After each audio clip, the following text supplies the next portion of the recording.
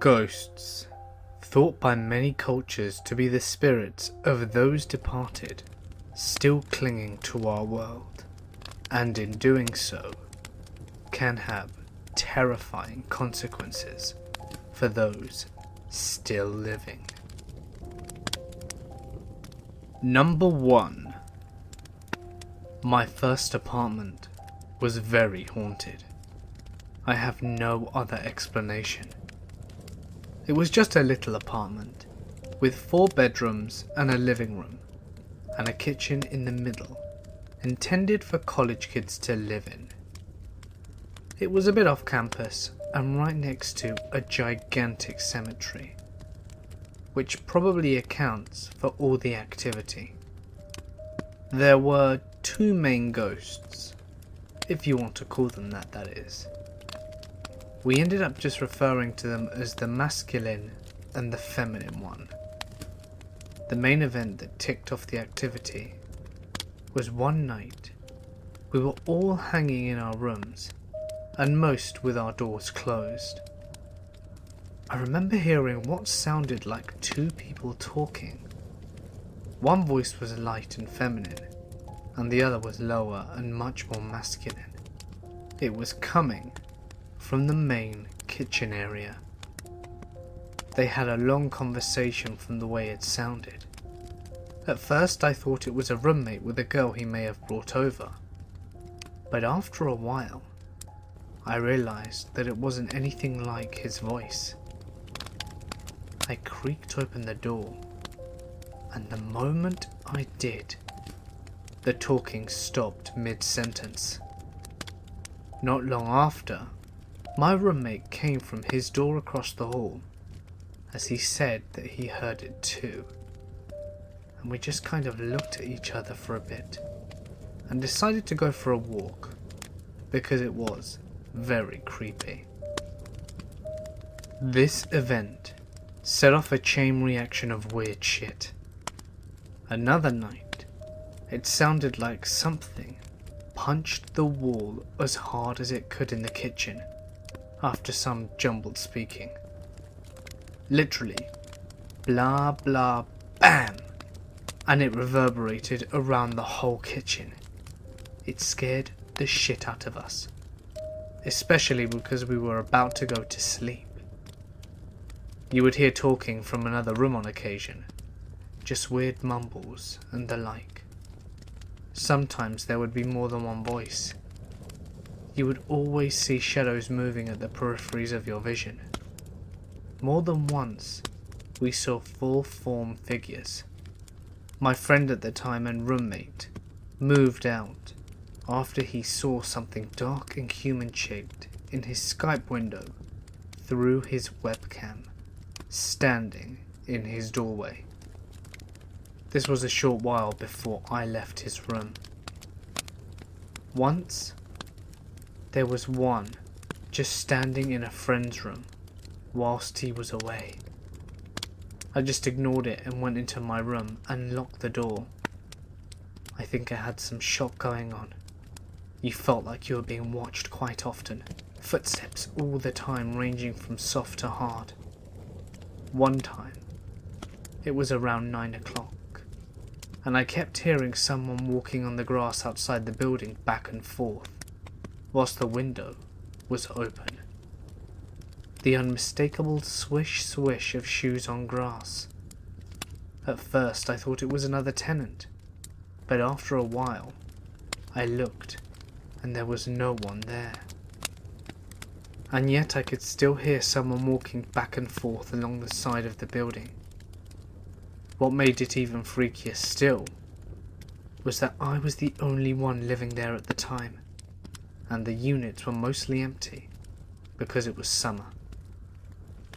My friend had a baking sheet thrown at him.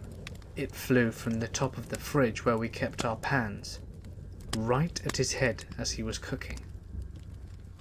This did happen after he was trying to communicate with the ghosts, taunting it as it were.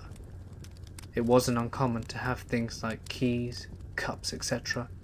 knocked off the counters, or things having moved from their own accord. But the greatest and freakiest experience of all was that the first Christmas that I lived there. I'd gone home for break, and we had all left around the same time. We had locked the place up, and we had left. We turned off all the lights, and locked every door and latched every window. Whilst at home though, there was this video card that I had left up in my apartment. My friend wanted to take a look at it, and we thought we could fix it for him. So we drove the hour-long drive back to my apartment to pick it up. When we got there, the place had the worst feeling I've ever experienced. It just felt like oppression walking into the building. All the lights were on, and my friend's computer was playing a movie. That part freaked me out the most, because he had locked the door to his room and shut his computer down. Not only that, he had this stupid long password that none of us knew. I immediately thought that someone had broken in. I grabbed a knife, and we cleared room to room. I had to jimmy open my friend's room that had the computer playing a movie. But there was no one there. No sign of forced entry. All the windows were locked. Wanting to get the hell out of there as quickly as possible, I chalked it up to just the apartment being weird, and we decided to both use the bathroom and then get the hell out of there with the video card. As I'm looking for the card, my friend just shouts, "Holy shit!" from the bathroom, and comes out pure white, pants still unbuttoned. He said as he was peeing, something whispered in his ear from the shower. He couldn't make out what it was saying, but it was a feminine voice. He never believed me every time I told him this place was haunted. He didn't doubt me after that, and it took him a long time before he ever came back to visit the apartment. Finally, all the weird shit came to a head.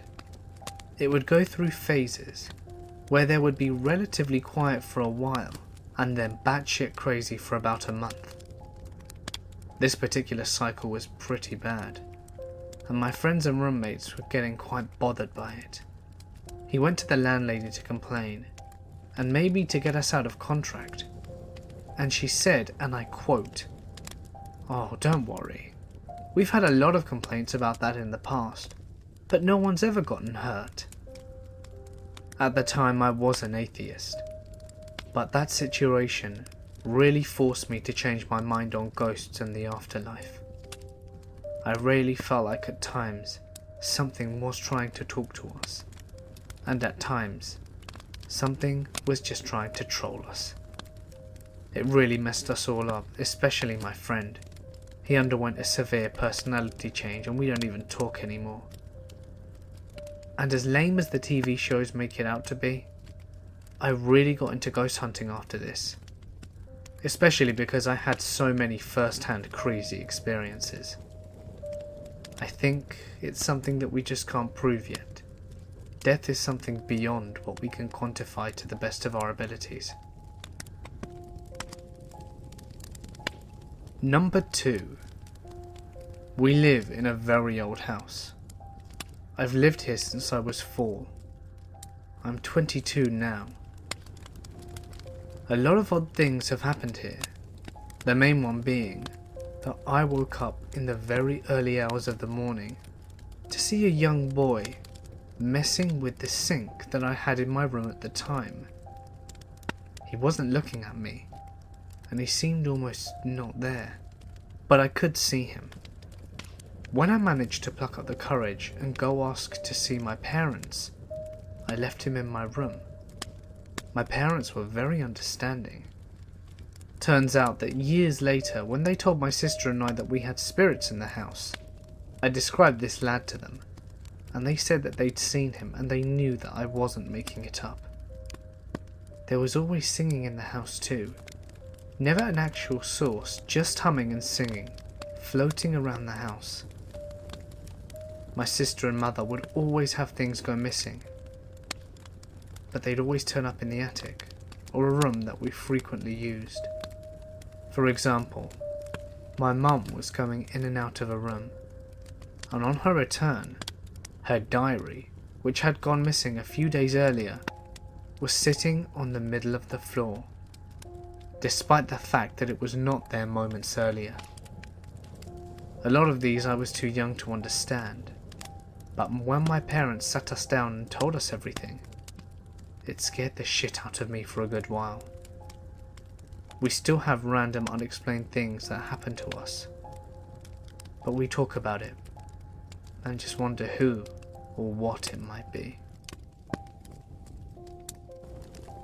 Number 3. I was around 17 on a solo trip to London.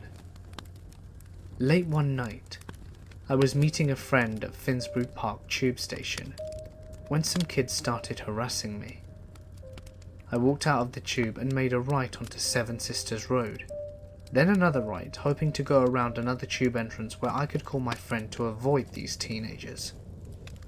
As I was walking down Forth Hill Road, I passed a guy who was really tall and blonde. He was incredibly pale, wearing a long black Victorian-style duster coat, with the collar pulled up over the lower half of his face. I thought it was strange, but kept walking, thinking it was some goth guy who had come out of the Sir George Robey or something. When I turned right again onto Goodwin Street, I realised his footsteps weren't receding, but keeping pace with my own. I turned around and noticed that the guy had come around the corner and was about a quarter of a block behind me, so I kept walking until I realised that the street ended with a dead end. Shit. So I mustered my courage to fight off this creep and turn around and go back the way I came. And the guy is gone. I look around and there's no doorways, no alleys, nowhere that I could see that he might have gone. I go back down to Fonthill Road and I look up and down the street. Nothing. He's just vanished into thin air. I pulled my coat closer, ran back to the tube and hustled myself back to my hostel. When I later told my friend about the night, he teased me that it must have been Spring-Heeled Jack, and I'm not so sure that it wasn't. Number 4. When I was around 4 years old, I moved into a house in the middle of a park owned by the city that we lived in at the time. The agreement was that we could live in the house for free, all utilities included, other than cable, if we took care of the park. I lived in this house for nearly 9 years, and at first the place was amazing. About 4 years after we moved in though, some shit happened. My great-grandmother was diagnosed with colon cancer, very much developed. There was no way she was going to make it, even if they cut out what they could of the cancer. At the time of this, I was in grade 4 and had gotten pretty into ghosts. So one night in May, I was sleeping. Around this time my brother was 3 and had somehow managed to get my parents to sleep on the couches in our living room down the hall. They were always up really late watching TV, so I'd have my bedroom door, which was at the other end of the hall, open, so I could see if the TV was on when I woke up. Around 2 or 3 in the morning, I awake, and the first thing I saw was a little girl laying down in the corner of the bedroom near the closet. She looked to be around 7 or 8, with a little white skirt and pigtails. It took me about 2 minutes to register what the hell I was looking at, and it scared the absolute shit out of me. I jumped out of my bed and ran down the hall to tell my parents, and just as I got to the door, she vanished. So I went and told my parents, and they told me that I was dreaming and to go back to bed. I did. I fell asleep pretty quickly, but woke up not 20 minutes later, and when I looked at the door, there she was again. I did the same thing, and she disappeared as soon as I reached the door. After I told my parents that it happened again, they told me to go back to bed, so I did, and somehow managed to sleep without incident. Then about a month after, my great-grandmother passed away from the aforementioned cancer. Fast forward a few weeks after her death, I had gotten into the habit of going into the living room where my parents now slept on an air mattress. Whilst we were trying to sleep, I looked down the hall.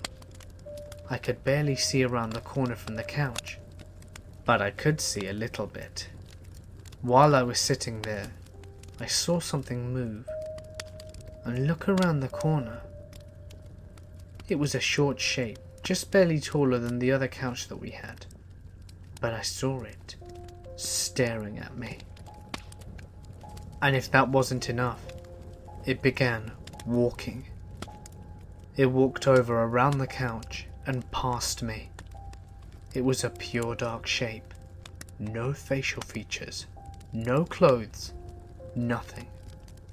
It was just the shape of a human child, and I swear to God, it looked right at me. And as it walked past the couch I was on, it disappeared. But then more childlike figures began walking past me, at least 10 more of the same ones. After the last one, I had had enough. I was scared shitless.